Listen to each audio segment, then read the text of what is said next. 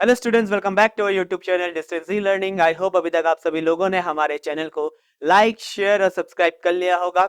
If you have not done it so please do it right now. Students, आप लोग हमें Instagram में भी फॉलो कर सकते हो और अपने जो भी डाउट्स है वो वहां पे आप हमें सेंड कर सकते हो। आज बात करेंगे यहाँ पे CAA की। ये 3 अल्फाबेट्स जो आजकल बच्चों यहाँ पे पूरे इंडिया में छा रखे हैं। ओके, अब CAA का मतलब यहाँ पे क्या हुआ? सिटीजनशिप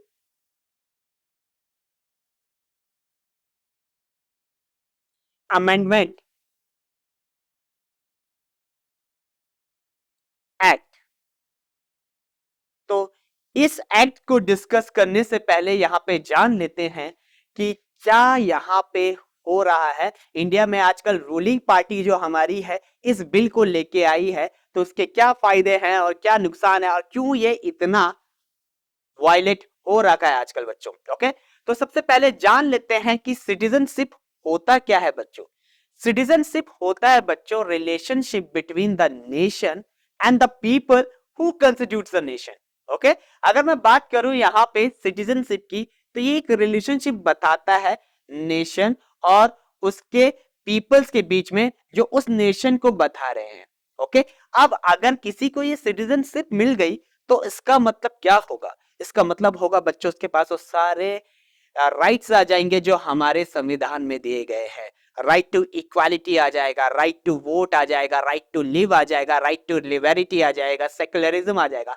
सारे राइट्स उसके पास आ जाएंगे। ओके, तो हमें सिटीजनशिप का कंसेप्ट यहाँ पे क्लियर हो चुका है कि सिटीजनशिप आखिर होता क्या है। अब दूसरा सवाल यहाँ पे जो उठ रहा है, क्या इस एक्ट के आने के बाद हमारी सिटीजनशिप छिन जाएगी? ओके, तो यहां पे एक चीज ध्यान देने वाली बात है बच्चों, इस एक्ट के आने के बाद किसी की भी सिटीजनशिप जाने वाली नहीं है। जिसके पास सिटीजनशिप है वो यहां की सिटीजनशिप उसके पास रहेगी, लेकिन इस एक्ट के आने के बाद यहां पे सिटीजनशिप दी जाएगी बाहर के देश के लोगों को। अब वो कौन से लोग हैं, कौन से देश है, उसके बारे में हम आगे वीडियो में डिस्कस करेंगे। ओके, तो एक चीज क्लियर हो गई है कि सिटीजनशिप छिनने वाली नहीं है।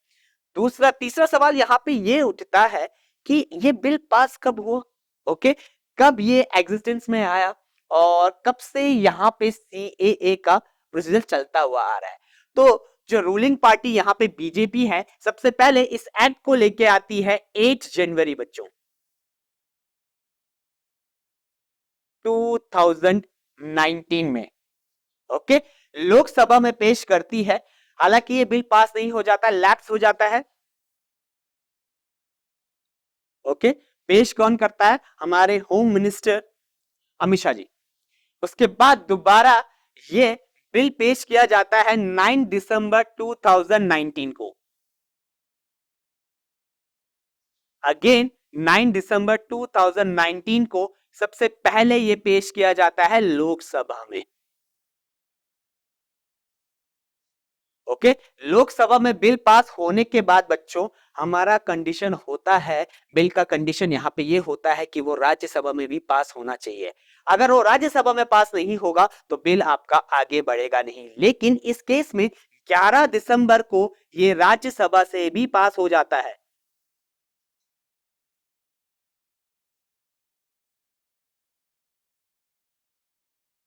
ओके, अब ये राज्यसभा से पास हो गया तो दिसंबर 12 को या 13 को ये नोटिफाई भी हो जाता है कि ये सिटीजन अमेंडमेंट एक्ट आपका अब लागू हो जाएगा। और ये लागू हुआ कब बच्चों?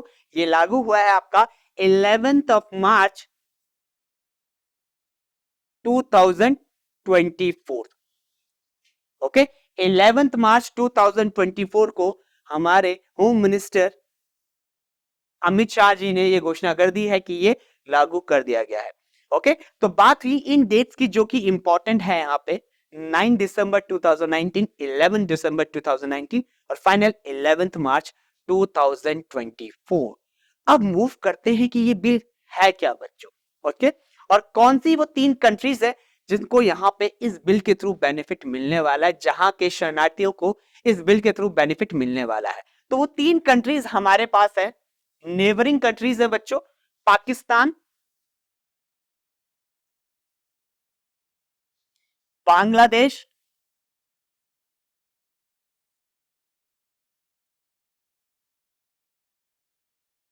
ओके, और थर्ड यहाँ पे है अफगानिस्तान। इन तीन कंट्रीज के शरणार्थियों को इंडिया में सिटीजनशिप ऑफर किया जाएगा। अब कौन से लोगों को सिटीजनशिप यहाँ पे मिलने वाला है, तो यहाँ पे बिल में क्लियरली मेंशन है माइनॉरिटीज।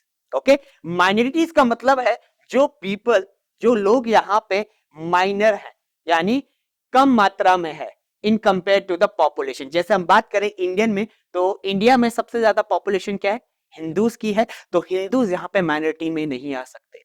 ओके, तो सिमिलरली यहाँ पे पाकिस्तान, बांग्लादेश और अफगानिस्तान में मुस्लिम कैटेगरी सबसे ज्यादा है, इसलिए यहाँ पे मुस्लिम को माइनॉरिटी में नहीं लिया गया है।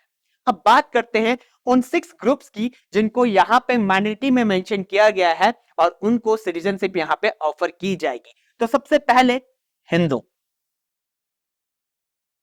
ओके, उसके बाद आता है यहाँ पे सेकंड में बच्चों आपके पास सिख। थर्ड है यहाँ पे बुद्धिस्ट। फोर्थ है यहाँ पे आपके पास जैन। फिफ्थ आपके पास यहाँ पे पारसी। एंड सिक्स्थ है यहाँ पे आपके पास क्रिश्चियन। इन 6 लोगों को यहाँ पे, इन 6 माइनॉरिटी ग्रुप्स को यहाँ पे क्या दिया जाएगा, सिटीजनशिप दिया जाएगा। अब क्वेश्चन अराइज होता है, सिटीजनशिप तो यहाँ पे ऑफर की जा रही है, ओके, लेकिन दी कैसे जाएगी। सबसे पहला क्वेश्चन, इन लोगों को यहाँ पे सिटीजनशिप ऑफर कैसे किया जाएगा, ये सवाल सबके मन में आता है। तो यहाँ पे इस बिल में क्लियरली मेंशन है 31 दिसंबर 2014। ओके, कई लोग इसे 2015 भी काउंट कर रहे हैं, क्योंकि आपके पास 31 दिसंबर 2014 के बाद नेक्स्ट ईयर शुरू हो जाता है, एंड दैट्स 2015। तो यहाँ पे क्लियरली मेंशन है कि अगर इन माइनॉरिटीज ग्रुप में से, इन देशों में से अगर लोग भारत में आके बसे हुए हैं, ओके, इलीगल तरीके से, illegal migrants, okay, illegal migrants की भी अभी बात करेंगे कि होते क्या है।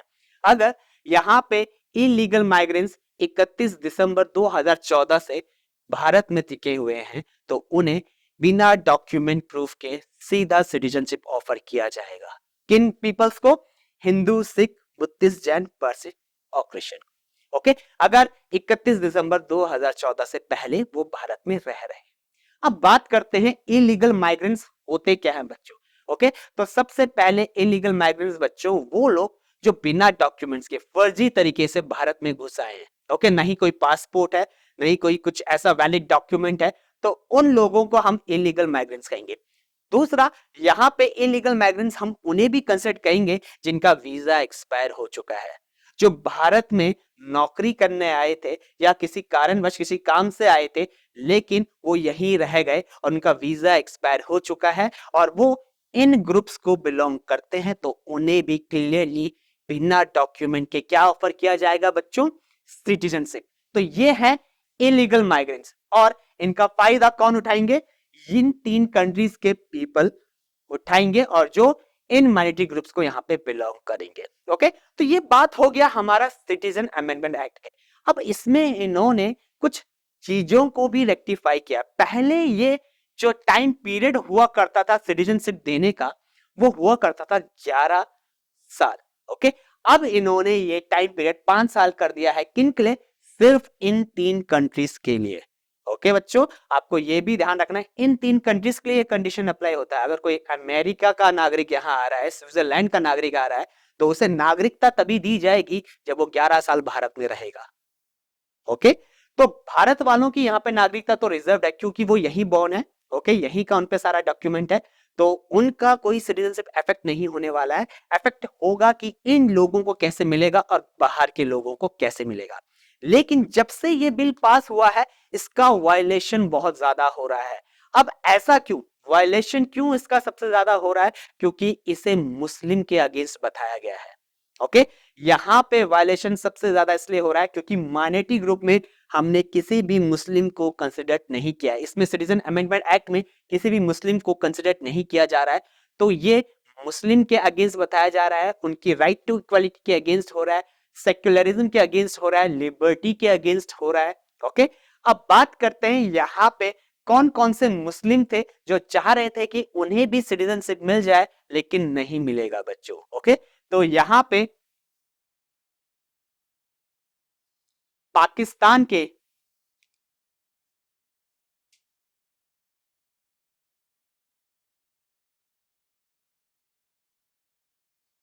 सिया और बलूची जो मुस्लिम्स थे, इन्हें यहाँ पे सिटीजनशिप्स देने से मना कर दिया गया है। ओके, सिया बलूची शरणार्थियों को, इनको यहाँ पे क्लियरली मेंशन कर दिया गया है कि इन्हें यहाँ पे क्या नहीं मिलेगा बच्चों, सिटीजनशिप नहीं मिलेगा। सिमिलरली यहाँ पे अफगानिस्तान के भी मुसलमान आते हैं, उन्हें भी मना कर दिया गया है पर्टिकुलर ग्रुप के कि यहाँ पे सिटीजन ऑफर होगा ही नहीं, क्योंकि ये यहाँ पे माइनॉरिटी ग्रुप्स में आते नहीं है। उस कंट्री में इनका तादाद सबसे ज्यादा है, तो इसलिए इंडिया के रूल्स के अकॉर्डिंग ये सिटीजनशिप नहीं दिया जाएगा, सिर्फ माइनॉरिटीज को ऑफर किया जा रहा है। दूसरा वायलेशन इसका सबसे ज्यादा देखने को मिल रहा है नॉर्थ ईस्टर्न स्टेट्स में, जिसमें से आसम अकर्ड का सबसे ज्यादा इसका वायलेशन किया जा रहा है। बात करते हैं आसम अकर्ड। ओके, अब आसम अकर्ड है क्या, तो 24 मार्च 1971 से पहले जितने भी बांग्लादेशी भारत आए हैं, जितने भी बांग्लादेशी भारत आए हैं उन्हें यहाँ पे नागरिकता दी जाएगी। लेकिन 24 मार्च 1971 के बाद जितने भी बांग्लादेशी भारत आए हैं उन्हें नागरिकता नहीं दिया जाएगा। अब ऐसा क्यों बच्चों, क्योंकि उस समय 24 मार्च 1971 में यहाँ पे वॉर चल रहा था किसके बीच में, बांग्लादेश एंड पाकिस्तान के बीच में, जिसमें इंडिया ने भी बांग्लादेश को सपोर्ट किया था। जो बंगाल का एक हिस्सा हुआ अलग हुआ था। तो जो रफ फिगर है यहाँ पे 1 करोड़ का बताया जाता है कि 1 करोड़ लोग यहाँ पे एंटर किए थे। तो यहाँ पे इतने लोगों का एंटर होना यहाँ पे जो वो था आसाम के लिए काफी डिफिकल्टी क्रिएट किया। तो यहाँ पे नॉर्थ ईस्टर्न स्टेट्स का विरोध किस कारण हो रहा था कि यहाँ पे जितने भी नए लोग आए हैं वो वहां पे लोगों की जॉब्स ले रहे थे, लैंड्स ले रहे थे, उनका कंस्ट्रक्शन लैंड ले रहे थे, सब कुछ वहां पे जो सुविधा वहां पे आम लोगों को दी जा रही थी वही सुविधा इन लोगों को भी दी जा रही थी। तो इसके रिगार्डिंग आसाम अकॉर्ड साइन किया गया जो था all student state union, Assam student state union के बीच में और राजीव गांधी जी के बीच में। उस पैक्ट में क्या लिखा गया था कि इससे पहले जितने भी लोग यहाँ पे एंटर किए गए हैं, ओके, तो उन्हें यहाँ पे सिटीजनशिप दिया जाएगा, शरणार्थी माना जाएगा। लेकिन इसके बाद वॉर के बाद जितने भी लोग एंटर किए गए हैं उन्हें फॉरेन डेलीगेट्स के पास भेज दिया जाएगा। तो अगर अब ये बिल आपका यहाँ पे पास हो जाता है तो ये इसका भी वायलेशन होगा, क्योंकि 24 मार्च 1971 के बाद कितने साल पास आउट हो चुके हैं। ओके, आप देख सकते हो तो यहाँ पे काफी साल हो गए हैं, अप्रोक्सीमेटली यहाँ पे 40 इयर्स गुजर चुके हैं, 50 इयर्स भी हम मान सकते हैं यहाँ पे पास हो चुके हैं। और इस एक्ट के अंदर 5 इयर्स वालों को भी क्या मिल जा रहा है, सिटीजनशिप मिल जा रहा है। तो अगर यहाँ पे इन लोगों को भी सिटीजनशिप मिल गया तो यहाँ पे ये वायलेशन हो जाएगा इस एक्ट का। और सिमिलरली इसी रीजन के अकॉर्डिंग यहाँ पे नॉर्थ ईस्टर्न स्टेट्स में सबसे ज्यादा प्रोटेस्ट देखने को मिल रहा है। तो कई स्टेट्स इसका इस चक्कर में विरोध कर रहे हैं। यही वो मेन रीजन है कि यहाँ पे जितने भी नए लोग जाएंगे वो एजुकेशन लेंगे, वो यहाँ पे घर लेंगे, वो यहाँ पे लैंड लेंगे, वो यहाँ पे जॉब्स लेंगे। तो ये थोड़ा सा डिफिकल्टी क्रिएट करेगा क्योंकि हिंदुस्तान की जनसंख्या काफी ज्यादा है। तो यहाँ पे फिर से क्या होगा, आपका कंपटीशन देखने को मिलेगा जो कि लोग चाहते नहीं हैं। ओके, तो दो यहाँ पे बहुत बड़े रीजन है। एक सबसे बड़ा रीजन इस लॉ को अगेंस्ट बताया गया है, it violates the Muslims. Okay, Muslim के अगेंस्ट बताया गया क्योंकि किसी भी माइनॉरिटी में यहाँ पे हमारा मुस्लिम मेंशन ही है। और दूसरा जो है ये आसम अकॉर्ड को भी अगेंस्ट कर रहा है, जो ट्रीटी वहां पे साइन हुआ था राजीव गांधी और आसाम स्टेट्स यूनियन के बीच में, स्टूडेंट्स यूनियन के बीच में, तो उसका भी यहाँ पे विरोध देखने को मिल रहा है। तो ये सारे पॉइंट्स हैं जो आपको सिटीजन अमेंडमेंट एक्ट में ध्यान रखने हैं बच्चों। कि क्या ये एक्ट है, कब ये पास हुआ था और कब ये इम्प्लीमेंट हुआ था। सो आई होप आपको ये पूरा कंसेप्ट सिटीजनशिप अमेंडमेंट एक्ट का क्लियर हो गया होगा। ऐसी वीडियोस के लिए हमारे चैनल को लाइक, शेयर और सब्सक्राइब कीजिए।